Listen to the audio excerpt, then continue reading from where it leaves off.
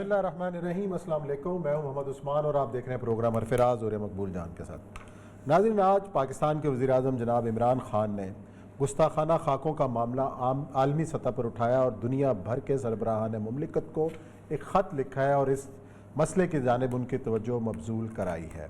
اس خط کے مندرجات پر آج بات کریں گے، اور آج وزیر اعظم لاہور میں تھے اور اس حوالے سے انہوں نے بات بھی کی، وہ اس پر بھی بات ہوگی، اور ساتھ ہی ایک بار پھر کرونا کی دوسری لہر کا جو خطرہ ہے، آج کمیٹی نے اس کا بھی اعلان کیا ہے کہ کل سے جو ہے ماسک پہننا لازم ہوگا اور 10 بجے ریسٹورنٹس اور مارکیٹس کو بند کرنے کا اعلان کیا گیا ہے۔ اس حوالے سے شہریوں کی کیا ذمہ داری ہے، اس پہ بھی بات کریں گے۔ آج بڑھتے ہیں پہلے موضوع کی جانب، لیکن سن لیتے ہیں کہ وزیر اعظم عمران خان صاحب نے خاکوں کے حوالے سے کیا آج کہا، اس کے بعد اس بات کو آگے بڑھاتے ہیں۔ جو میں حالات دیکھ رہا ہوں اسلاموفوبیا کے، جو بھی فرانس میں ہوا ہے، اور میں نے آج سارے مسلمان ملکوں کے جو ہیڈز آف سٹیٹس ہیں ان سب کو میں نے آج خط لکھا ہے کہ ہمیں ساروں کو مل کے مغرب کو بتانا چاہیے کہ نبی صلی اللہ علیہ وسلم کی ہمارے دلوں میں کیا جگہ ہے، کتنا پیار اور عقیدہ ان سے، تو کتنی ہمیں تکلیف ہوتی ہے جب یہ اس طرح کی ان کے اوپر کارٹونز یا کچھ بھی کرتے ہیں، تو یہ مسلمانوں کو کتنی تکلیف ہوتی ہے۔ تو یہ مسلمان ہیڈز کی ضرورت ہے کہ ان کو، یو این کو، یورپین سٹیٹس کو، ان مغربی سٹیٹس کو، سب کو بتائیں، کیونکہ وہاں یہ چیز نہیں سمجھتے۔ اور یہ جو چیزیں ہوئی ہیں ابھی فرانس کے اندر، اس سے جو مسلمان باہر رہتے ہیں ان کے لیے بڑی مشکل زندگی ہو گئی ہے۔ اسلاموفوبیا بڑھ گیا ہے، ہیٹ بڑھ گئی ہے ان کے خلاف۔ عورتیں جو نقاب پہنتی ہیں ان کو انسلٹ کیا جاتا ہے سڑکوں پہ، مسجدوں کے باہر۔ اب بھی میں بھی دیکھ رہا تھا فرانس میں لوگوں نے مسجد توڑی ہیں۔ تو پہلے تو ہمیں مسلمان ملک میں جو مسلم لیڈرز ہیں، ہم سب کو اکٹھے ہو کے بتانا چاہیے مغرب کو کہ اگر آپ یہودیوں کی جو ہولوکاسٹ ہے اس پہ آپ اتنے سینسٹیو ہیں، اور ٹھیک ہے آپ سینسٹیو ہیں، کیونکہ ان کے کسی بھی ہیومن کمیونٹی کو تکلیف ہوتی ہے تو سینسٹیو ہونا چاہیے، لیکن ہمارے لیے بھی ہماری سینسٹیوٹی دیکھیں کہ ہمارے لیے یہ سب سے اللہ کی جو کتاب ہے قرآن اور نبی صلی اللہ علیہ وسلم کا جو پیار ہے، یہ سب سے زیادہ ہمیں تکلیف دیتا ہے جب اس کے خلاف ان کی کوئی بے حرمتی کرتے ہیں آپ۔ جی، اور ایسا بڑی زبردست بات کی کہ تمام مسلم لیڈر اکٹھے ہوں اس معاملے پر، اکٹھے ہو کر مغرب سے بات کریں، تو کیا اس معاملے پہ اکٹھے ہو پائیں گے؟ لیکن جادو وہ جو سر چڑھ بولے۔ آج فرینچ ڈیفنس منسٹر نے سٹیٹمنٹ دی ہے اور اس نے صرف 2 لوگوں کے خلاف بات کی ہے، ایک طیب اردگان کے خلاف اور ایک عمران خان کے خلاف، نام لے کے اس نے کہا کہ یہ دونوں ہمارے انٹرنل معاملات میں مداخلت کر رہے ہیں۔ اب اس میں آتا ہے کہ انٹرنل معاملات میں مداخلت جب کی صورتحال ہوتی ہے تو اس وقت کون ہے کہ جو فرینچ منسٹر کی زبان بند کر سکتا ہے کہ یہ انٹرنل معاملہ نہیں ہے؟ اس پہ میں بعد میں آتا ہوں۔ پہلے عمران خان کا جو خط ہے اور اس کی جو گفتگو ہے، ریٹورک بہت کمال ہے۔ پاکستان دیکھیں، اختلاف اپنی جگہ، اس کی پالیسی سے، باقی چیزوں کے بارے میں جو کام پرائم منسٹر نے بحیثیت پرائم منسٹر، پوری دنیا پرائم منسٹر نے جا کے بندوق نہیں چلانی ہوتی، یا یونائیٹڈ نیشن میں جا کے آپ نے ایک ہاتھ میں گرینیڈ پکڑ کے جانا ہوتا ہے، نہ کچھ۔ آپ کی گفتگو ہوتی ہے کہ آپ کس لیول پہ کرتے ہیں۔ اور پھر پرائم منسٹر، جو ہم اکثر کہتے ہیں کہ پرائم منسٹر جب کوئی گفتگو کرتا ہے تو وہ اتھینٹیکیٹ کر دیتے ہیں۔ اگر وہ کہتا ہے کہ ہم دہشت گرد ہیں تو پاکستان پوری قوم دہشت گرد ہو جاتی ہے۔ اگر وہ کہتا ہے کہ ہم محبت کرتے ہیں پوری قوم، کیونکہ وہ ریپرزینٹ کر رہتا ہے اس قوم کی اور دنیا پوری میں، ایک ایتھکس بن چکا ہے۔ یہ جو خط ہے، یہ خط صرف وہی بندہ لکھ سکتا ہے جس نے ویسٹرن سوسائٹی کو سمجھا، اور اس میں سب سے we must explain to the western world that the value system differ for different social and religious and ethnic groups in the world، کہ ہر آدمی کی اپنی اخلاقیات ہیں دنیا کے۔ For Europeans and the Jews, the Holocaust, which was the culmination of the Nazi pogrom, has led to many Western, especially European states, to criminalizing any act of the criticism or questioning of the Holocaust. We understand and respect it. یہ اس کے قد کرنا۔ However, there has to be an understanding of the Western world. وہ کہتا یہ ہے کہ آپ نے تقریباً 2000 سال گزارے ہیں یہودیوں کو مارنے کے اوپر۔ ٹھیک ہے، آپ وینس شہر کی گلیوں کے اندر ان کو ایک جگہ رکھتے تھے اور 1 گھنٹے کے لیے بازار میں آنے کی اجازت تھی، اور وہ بھی ایک بہت بڑی تختی پہنی ہوتی تھی گلے میں کہ میں یہودی ہوں.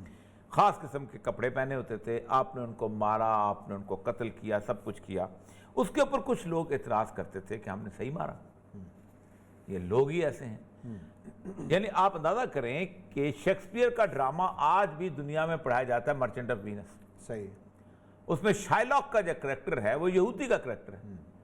کسی نے نہیں کہا شیکسپیئر کی ایسی کی تیسی، ریسسٹ تھا، فلانا تھا، یہ تھا، وہ تھا. آج بھی شیکسپیئر ہیرو ہے، آج بھی شیکسپیئر کا ڈرامہ پڑھایا جاتا ہے مرچنٹ. اسی طرح اور بہت سے یہودیوں کے اوپر جتنے لطیفے بنے ہوئے ہیں. آپ کبھی ریڈر ڈائجسٹ آتا تھا، اس کے لطیفے سنیں تو آپ حیران ہو جائیں گے کہ ایک جو ہے یہودی سے کسی نے پوچھا کہ تم نے اتنی عقل کہاں سے لی؟ اس نے کہا میں ایک مچھلی کھاتا ہوں کہ وہ مچھلی کھانے سے مجھے عقل آ جاتی ہے. تو اس نے کہا مچھلی کتنے کی ہے؟ اس نے کہا مچھلی $10 کی ہے. اس نے اس کو چھوٹی سی مچھلی کا ٹکڑا $10 میں دیا، وہ کھایا. اس نے کہا یہ تو آدھے $1 کی مچھلی ہے. کہتا عقل آئی ہے نا اب تمہیں. تو اس طرح کے پورے یہودیوں کے بارے میں لطیفے بنے ہوئے تھے، آج بھی بنے ہوئے. لیکن انہوں نے، یہودی ہیں 90 لاکھ پورے یورپ میں. عثمان صاحب ایشو بہت بڑا ہے. وہ جو فرینچ پرائم منسٹر نے کہا ہے نا، میں کیوں 3 دن سے، آج میں ٹویٹر پہ بھی اسی بات پہ کہتا رہا ہوں، ہمیں پوری امت کھڑی ہو کے بھی دنیا کے ملکوں کے سامنے بات کرے تو وہ کہیں گے تم کون ہوتے ہو؟ ہمارے گھر کے اندر بیٹھے ہوئے مسلمان تو کہتے ہیں ٹھیک ہے. وہ تو چپ بیٹھے ہوئے ہیں، وہ تو کہتے ہیں کہ ٹھیک ہے جی، ہم فریڈم آف ایکسپریشن کو مانتے ہیں، ہم نہیں مانتے اس چیز کو. 90 لاکھ یہودی ہیں پورے یورپ کے اندر، اور ان 90 لاکھ یہودیوں نے یہ طے کروا دیا کہ ہولوکاسٹ پہ کوئی شخص گفتگو نہیں کرے گا. یہ بھی نہیں کہے گا کہ وہاں کم مارے گئے تھے، ہم نے 60 لاکھ مارے گئے، تم مسلمانوں کے ساتھ 60 لاکھ مارے گئے. کوئی فورس ان کی، کوئی طاقت ان کی، کوئی چیز ان کی. کہا جاتا ہے کہ جی ان کے پاس سرمایہ ہے، جاپان سے زیادہ سرمایہ ہے ان کے پاس. صحیح. جاپان کو تو ویٹو کا ووٹ نہیں ملتا اس کے اندر. ایٹم بم انہوں نے چوری سے بنایا ہوا ہے، جس کو انہوں نے ڈسکلوز تک نہیں کرتے. جب اسے سیمر رش نے ڈسکلوز کیا تھا تو شور مچ گیا تھا. 114 ایٹم بم ان کے پاس. اکنامکلی بیٹھے ہوئے نا کہیں نہ کہیں، اس سے کیا فرق پڑتا ہے؟ بنیادی طور پر میں وہی کہنے کی بات ہے کہ یہودی نے خود مسلمانوں کے اعصاب کے اوپر پروپیگنڈے کے ذریعے ہوا بنا کے کھڑا کیا کہ بڑا چیز ہے جی یہودی، جیسا یہ تھا جی بڑی چیز ہے، عالمی طاقت افغانستان میں اڑ گئی. تو مسلمانوں کا معاملہ یہ ہے، آج میں نے اس بات پہ لکھا بھی ہے کہ آج سے 3 سال پہلے چارلی ہبیڈو کے جو اس پہ حملہ ہوا تھا، لوگ مارے گئے تھے. مارنے والے جو تھے وہ بھی یورپ کے پیدائشی یورپین تھے، برسل شہر سے آئے تھے، ان کو جو لیڈ لے کے گئی. اس کے اوپر پورے یورپ سے 10 لاکھ بندہ پیرس شہر میں جمع ہوا تھا اظہار یکجہتی کے لیے. 40 ملک جب وہ اکٹھے ہو گئے اظہار یکجہتی کے لیے، تو 40 ملک بھی پہنچے صدر ان کے اور وزیر اعظم، جن میں ترکی کا وزیر اعظم بھی گیا تھا، جس میں اردن کا شاہ عبداللہ بھی گیا تھا، ٹھیک ہے، جس میں لبنان کا وہ وزیر خارجہ کیا نام تھا، جبران، وہ بھی گیا تھا، جس کے اندر وہ مالی والا بھی گیا تھا. یہ سارے گئے تھے. پھر دنیا پوری سے ادھر ادھر سے جاتے جاتے اللہ کا لاکھ لاکھ احسان ہے کہ پاکستان کم از کم اس طرح کی بدنامی اور ذلت میں کبھی نہیں گیا. دنیا پوری بات کرتی ہے کہ اسرائیل کو تسلیم ہم کر سکتے ہیں، یہاں تو ڈسکشن بھی نہیں ہوتی. ہمارے ہاں جذباتیت کی صورت ہے، اللہ کا فرق بہت. وہاں کے بندے نے جب کھڑے 1 لاکھ بندہ بھی شانزلیزے پہ جمع ہو جاتا، کوئی چلتا پیرس سے، کوئی چلتا لندن سے، کوئی چلتا برسل سے، کوئی چلتا ایمسٹرڈیم سے، کوئی چلتا روٹرڈیم سے، کوئی چلتا اٹلی کے اپنا ملان سے. یہ سارے عاشقان رسول جو ادھر سے اٹھا کے لوگوں کی مولوی لے کے جاتے ہیں یہاں سے، اور عید میلاد النبی کی وہاں جھنڈیاں لگاتے ہیں. یہ 90 ملکوں کے اندر علامہ طاہر القادری کی مسجد مناج القرآن کی کھلی ہوئی ہیں. ہر پیر کا وہاں آستانہ ہے، کوئی کمگول شریف کا آستانہ ہے، کوئی فلاں کا آستانہ ہے. عاشقان رسول ہے، ربیع الاول کی محفلیں جمی ہوئی ہیں. یہ رسول کے لیے ایک 30 یورو کا ٹکٹ خرچ کے نہیں پہنچ سکتے تھے. سمپل کہتے کہ ہم وہاں پر آرام سے. میں آپ کو عثمان صاحب بتاتا ہوں، اوپینین بدل جاتی دنیا کی. 3 کروڑ 3.25 کروڑ مسلمان کو چھوٹی چیز ہے.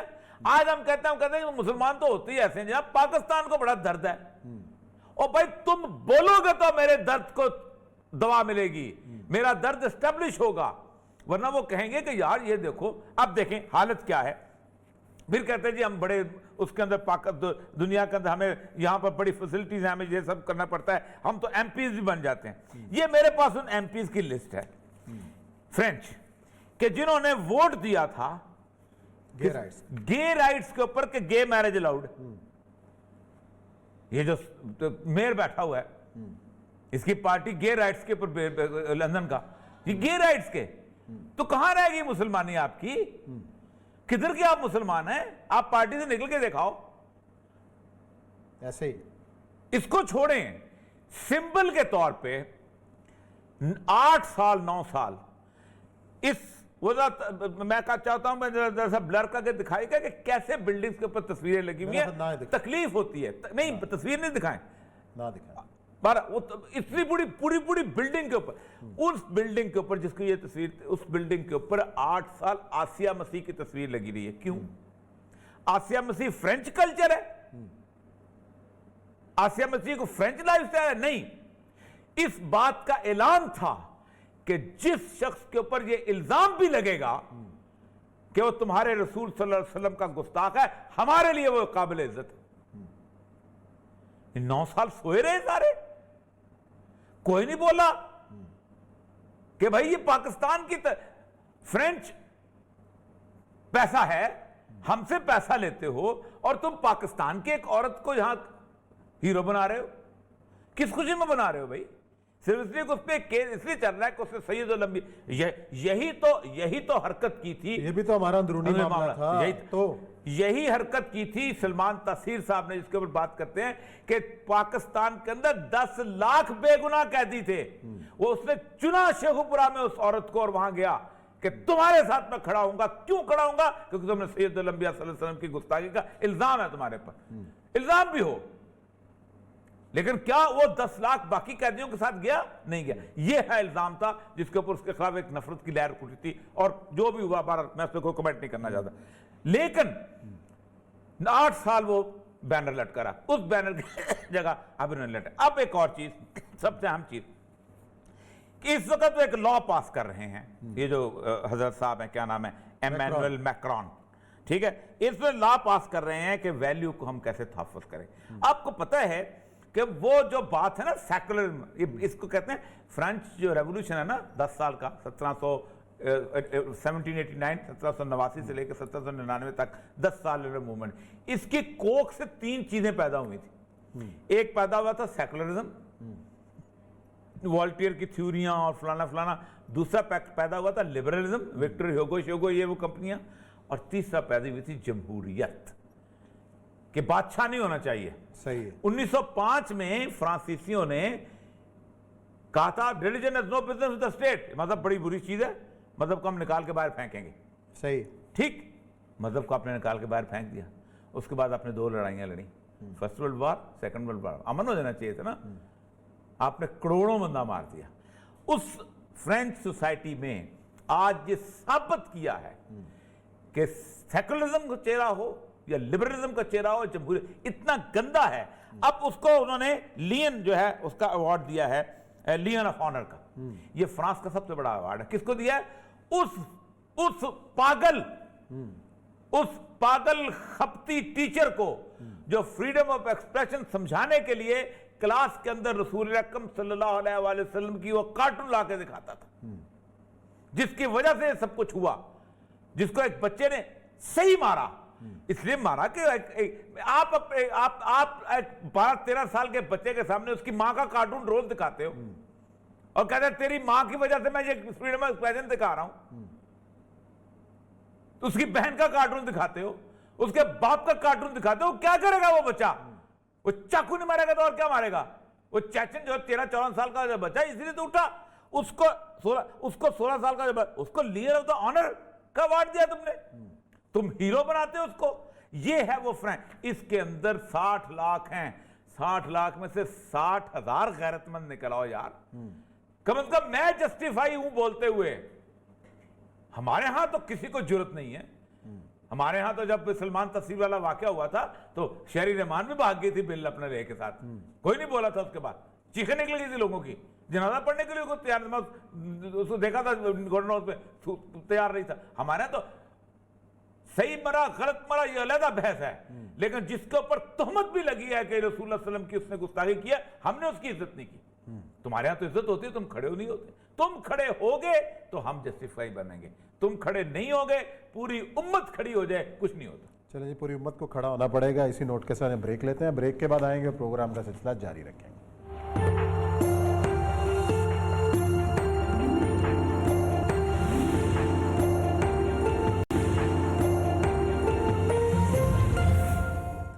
جی ناظرین، پروگرام میں ایک بار پھر خوش آمدید۔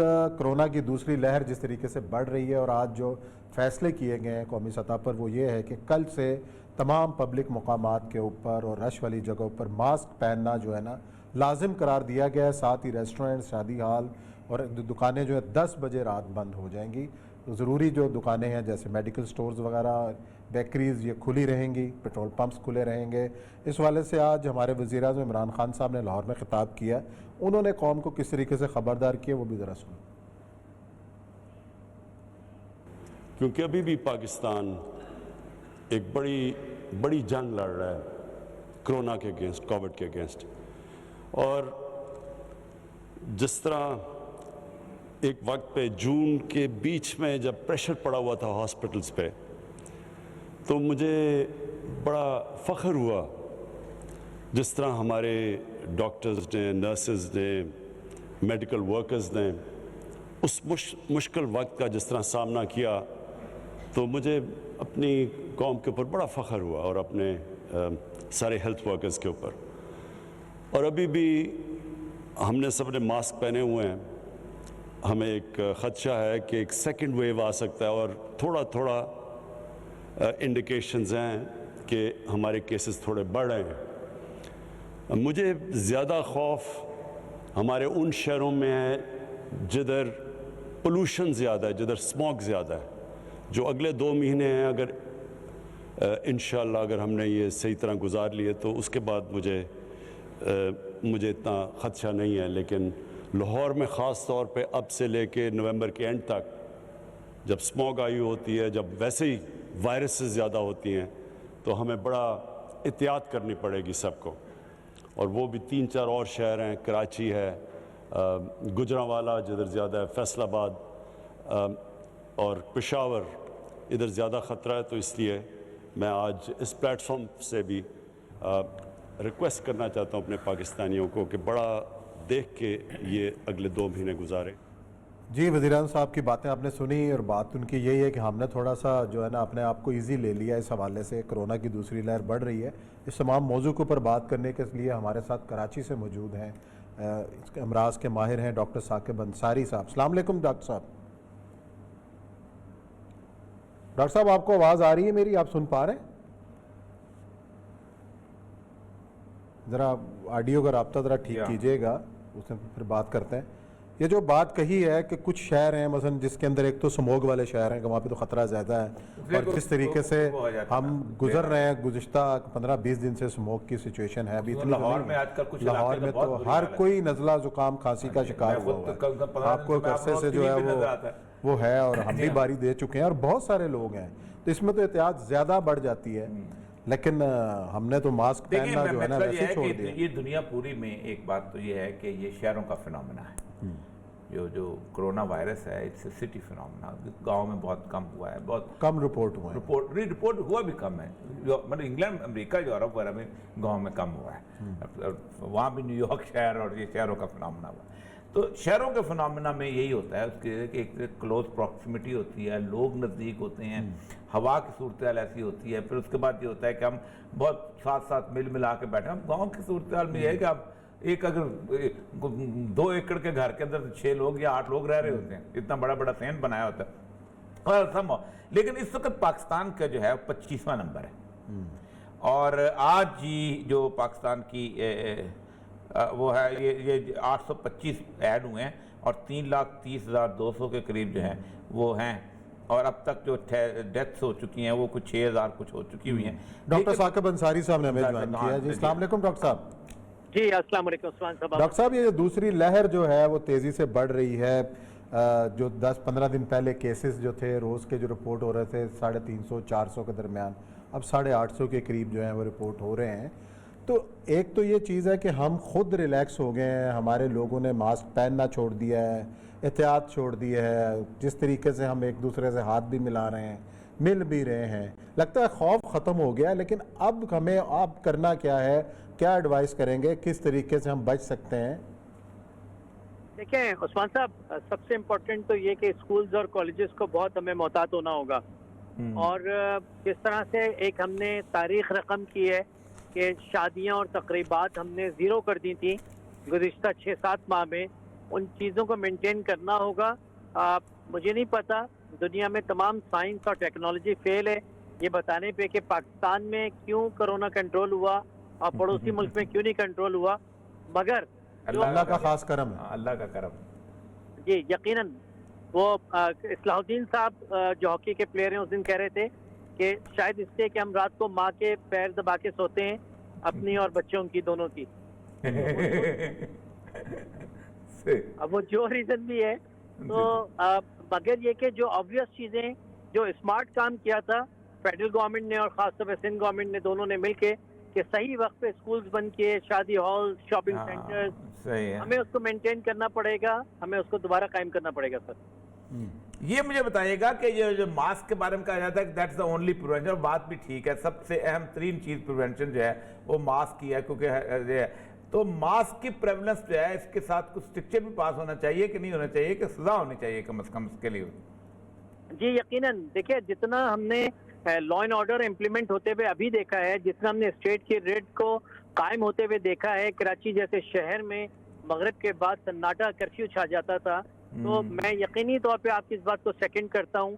یہ ایک بہترین موقع اللہ تعالیٰ نے ہمیں دیا ہے کہ ہم اپنی قوم کو ایک صحیح دھارے میں لائیں، اور میں آپ سے بالکل اس پہ ایگری کرتا ہوں. یہ اسکول ابھی کھل چکے ہوئے ہیں، بچے جا رہے ہیں، وہ تو بہت زیادہ پرون ٹو ہیں ان سارے معاملات کے اندر. اور میں تو اپنی پوتی کو چھوڑنے جاتا ہوں تو وہ جس طرح وہ ماسک کے ساتھ اریٹیٹ ہو رہی ہوتی ہے اور وہ اس کو اتارتے ہوئے جب ڈالتا ہوں تو آپ خود سوچتے ہیں ہوں گے کہ وہاں اندر کیا کرتے ہوں گے. تو زیادہ دیر بچے نہیں پہن کے رکھ سکتے، کتنا ان کو ان کی نگرانی ہو سکتی. آپ درست فرما رہے ہیں. دیکھیے 2 باتیں اس میں عرض کروں گا. آلدو کہ دنیا کا ڈیٹا اور پاکستان کا ڈیٹا ایگری کرتا ہے کہ بچوں میں بیماری کم ہوئی، مگر ہوئی ہے. یہ کہنا کہ بچوں میں بیماری نہیں ہوتی تو میں یہ کہوں گا یہ زیادتی ہے، یہ نان سائنٹیفک اسٹیٹمنٹ ہے، یہ نہیں دینی چاہیے. بچوں میں ہوتی ہے. اب پاکستان جیسے ملک میں اللہ نہ کرے اگر کسی ایک اسکول میں یہ وبا کی صورت میں پھیل گئی تو بہت خطرناک بات ہوگی. اور ہمیں اسکولوں میں اساتذہ جو ہیں ان کا کنٹرول بہت اچھا ہے بچوں پہ. اور میں یہ سمجھتا ہوں کہ بہترین وقت ہے کہ بچوں کے اندر یہ تمام چیزیں جو ان کو رواج ڈالا جائے اور ان کو یقینی بنایا جائے. سر اچھا ڈاکٹر صاحب، آپ نے بہت سارے مریضوں کا علاج بھی کیا، بہت سارے مریض آپ کے پاس داخل بھی رہے ہیں، تو جو دوائیاں کارگر ثابت ہوئیں اس پہلے فیز کے اندر، تو اب اتنا وقت گزر گیا ہے، کچھ مزید اس میں پیش رفت ہوئی ہے کہ کون سی دوا جو ہے اس میں افیکٹو ہے؟ ویکسین تو ابھی دور کی بات ہے، ٹرائل تو بہرحال ہو رہے ہیں پاکستان کے اندر بھی اس کے، تو دوائیاں جو ہیں کس حد تک کارگر ثابت ہوئی ہیں؟ دیکھیں عثمان بھائی، ہمارے میڈیکل ایتھکس میں ٹی وی کے اوپر دوائیوں پہ بہت زیادہ بات کرنا بہت مناسب نہیں ہوتا، کیونکہ پاکستان جیسے ماحول میں لوگ سیلف میڈیکیشن اسٹارٹ کر دیتے ہیں. انڈر بریکٹ میں یہ کہوں گا کہ انگلینڈ کی جو اسٹڈی آئی تھی جس میں انہوں نے ہائی ڈوز میں ڈیکسامیتھازون کی رسپانس دیکھی تھی، وہ بیسٹ اسٹڈی ہے اور بیسٹ رسپانس ملی ہے. اور جیسے ہی ڈاکٹرز نے اس اسٹڈی کے بعد یہ ریئلائز کیا ہے کہ ڈیکسامیتھازون کا کووڈ میں بہت اچھا رسپانس ہے. مجھے خود بھی کووڈ ہوا تھا اور جس دن مجھے آئی سی یو میں ایڈمٹ کرنے لے جا رہے تھے تو ایک فزیشین نے مجھے کہا کہ ایک رات آپ یہ اسٹیرائڈ لگا لیں، پھر کل دیکھتے ہیں اگر ضرورت ہوئی تو آپ کو آئی سی یو لے کے جائیں گے. اور الحمدللہ اگلی صبح نسبتاً بہتری تھی اور آگے چیزیں بہتر ہوتی گئیں. تو اسٹیرائڈ اس وقت مین ٹریٹمنٹ ہے کووڈ میں. اور عادات کی بات اگر کریں ہم، کہ جیسے ہم نے پہلے کہا کہ ہم بہت زیادہ ہاتھ بھی دھو رہے تھے، اپنے آپ کو بچا بھی رہے تھے، کھانے پینے کے اندر ایسی غذاؤں کا استعمال تھا، تو اس حوالے سے وہ گرمیاں تھیں، اب ظاہر ہے موسم سرما شروع ہو رہا ہے، اس حوالے سے کچھ ایسی غذائی تبدیلیاں ہم کر کے اپنے اندر قوت مدافعت کو بڑھا سکتے ہیں، وہ بھی ذرا ہمارے ناظرین کو بتائیں۔ اس وقت میں دو باتیں کروں گا۔ ایک تو دیکھیں، کوئی ایک وائرس ہوتا ہے تو امیونٹی ویک کرتا ہے، کوئی بھی وائرس ہو، چاہے وہ نمونیا کا وائرس ہو، تو خطرہ بڑھ جاتا ہے دوسرے وائرس کے ہونے کا۔ مگر یہاں پہ دوسری بات میں یہ ضرور کروں گا کہ جتنے لاکھوں کی تعداد میں پورے ملک میں لوگوں کو بیماری ہوئی ہے، تو میں بہت زیادہ اس بات کو محسوس کر رہا ہوں کہ پوسٹ کووڈ پیشنٹس کو دوسرے انفیکشنز اب زیادہ ہو رہے ہیں، ان میں کمزوری کے اثرات ہمیں زیادہ مل رہے ہیں، ان کو ایک عام وائرل انفیکشن جو پہلے نہیں ہوا کرتا تھا، بہت جلدی نہیں پکڑتے تھے، اب جلدی پکڑ رہے ہیں۔ تو جو لوگ کووڈ سے ٹریٹ ہو چکے ہیں، اللہ کرے گا انشاءاللہ تعالیٰ، زیادہ تر سائنٹیفک لٹریچر یہ کہتا ہے کہ ان کو کووڈ دوبارہ نہیں ہوگا، بہت کم چانس ہے، مگر دوسرے وائرسز اور جو موسم جو شروع ہو رہا ہے، اس میں ان کا ایک بہت بڑا امتحان ہے کہ وہ، اور خاص طور پر ایکسٹریم ایجز کے لوگ، بہت بزرگ اور بہت چھوٹی عمر کے بچے، ان کو بہت احتیاط، خاص طور پر بزرگوں کو بہت احتیاط کرنی ہوگی کہ کوئی اور وائرس ان کو نہ پکڑے، خاص طور پر ان بزرگوں کو کہ جو کووڈ سے ریکور ہوئے ہیں۔ جی بہت احتیاط کی ضرورت ہے۔ بہت شکریہ ڈاکٹر ثاقب جو ہمیں تفصیلات سے آگاہ کر رہے تھے۔ یہاں لیتے ہیں ناظرین بریک، اور بریک کے بعد آئیں گے اور پروگرام کا سلسلہ جاری رکھیں گے۔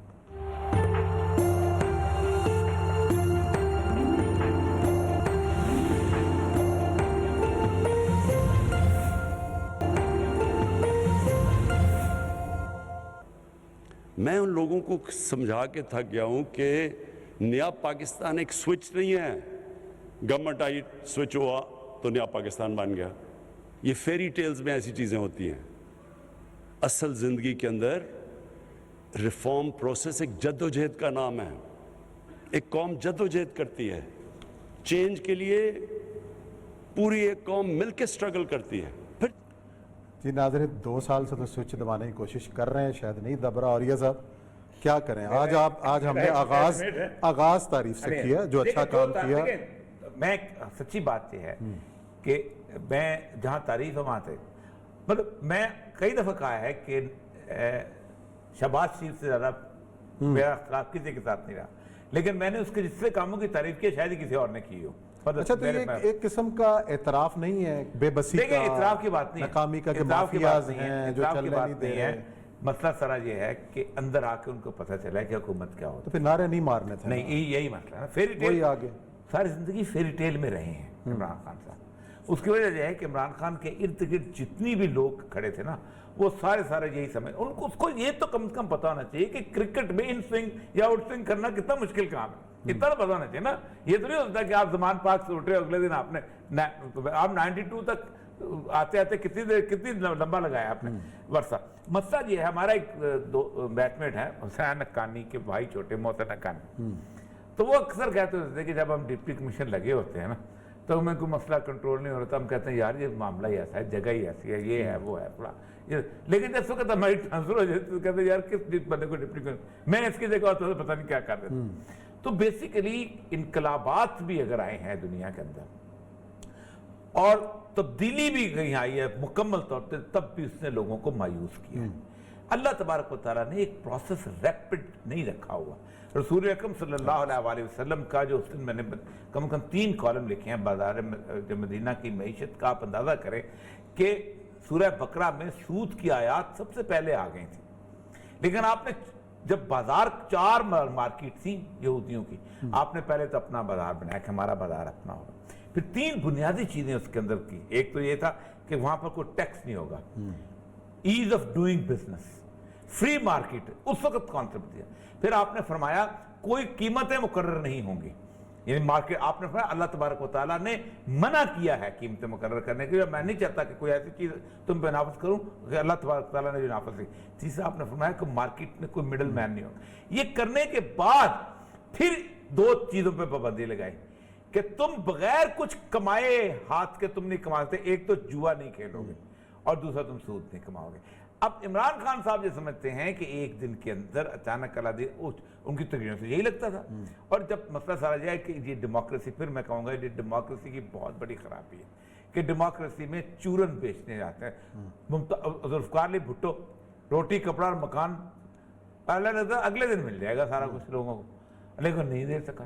اسی طرح جو لوگ آزادی مانگتے ہیں, جو لوگ حریت مانگتے ہیں, جو لوگ سمجھتے ہیں IMF سے باہر نکل جائیں گے, جو لوگ سمجھتے ہیں قرضے اتار دیں گے, وہ بھی نہیں کر اچھا پائے. میرا تو سوال یہ تھا کہ مافیا کا انہوں نے ذکر کیا کہ چھوٹے چھوٹے مافیاز ہیں جو تبدیلی کے راستے کی رکاوٹ ہیں, تو مافیا کو کنٹرول کرنا کس کی ذمہ داری؟ عمران خان صاحب کی ذمہ داری ہے, اور وہ مافیا صرف 1 گھنٹے میں کنٹرول ہوتا ہے. کیسے؟ میں بتاتا ہوں. ایوب خان جو بھی بڑا اس وقت زندہ ہے, وہ ایوب خان کے دور کی بات کر لیں. اس کا ایک واقعہ ایک کالم نگار نے, اس وقت کالم بڑے چند لکھے جاتے تھے, اس نے کالم نگار نے اپنے ایک دوست کا واقعہ لکھا کہ وہ ایک بندے کے پاس گیا اور اس نے اس کو کہا کہ مجھے پیسے نہیں ہیں تو مجھے آٹا دے دو. صحیح. تو اس نے آٹا ذخیرہ کیا ہوا تھا, تو 1 من آٹا اس نے مانگا. اس نے کہا میں تمہیں آہستہ سے, اس نے کہا جب پیسے ہوں گے تو دے دینا. ماشاءاللہ لگ گیا. پہلا اعلان ایوب خان نے کیا تھا کہ جس کے گھر میں 10 من سے زیادہ آٹا ملے گا اس کو 2 سال قید کریں گے اور یہ جرمانہ ہوگا. کہتا اگلے دن جب اعلان ہوا تو صبح سویرے ایک ریڈی کے اوپر 2 بوری آٹے کہ جدو پیسے دے دی پائی رکھ آٹا رکھ. تو امپلیمنٹیشن آپ کو کرنی ہے. اور سب سے بالکل غلط بات ہے, عمران خان صاحب یہ کہتے ہیں کہ جی میرے پاس ووٹ نہیں ہے. عمران خان صاحب کی اپوزیشن تو ہے ہی نہیں.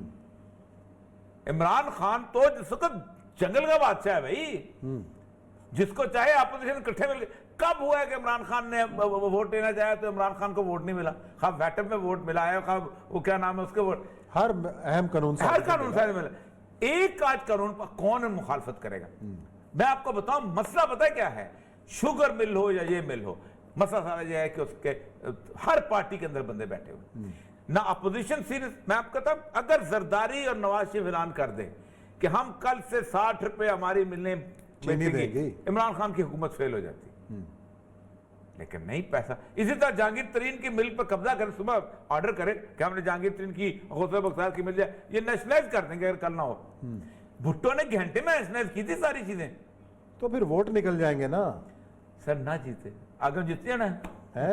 مطلب دیکھ لینا پھر آپ پہلے مشکل میں آپ اور مشکل پیدا کرنا چاہ رہے ہیں. ایوب خان جو بھی بڑا اس وقت زندہ ہے, وہ ایوب خان کے دور کی بات کر لیں. اس کا ایک واقعہ ایک کالم نگار نے, اس وقت کالم بڑے چند لکھے جاتے تھے, اس نے کالم نگار نے اپنے ایک دوست کا واقعہ لکھا کہ وہ ایک بندے کے پاس گیا اور اس نے اس کو کہا کہ مجھے پیسے نہیں ہیں تو مجھے آٹا دے دو. صحیح.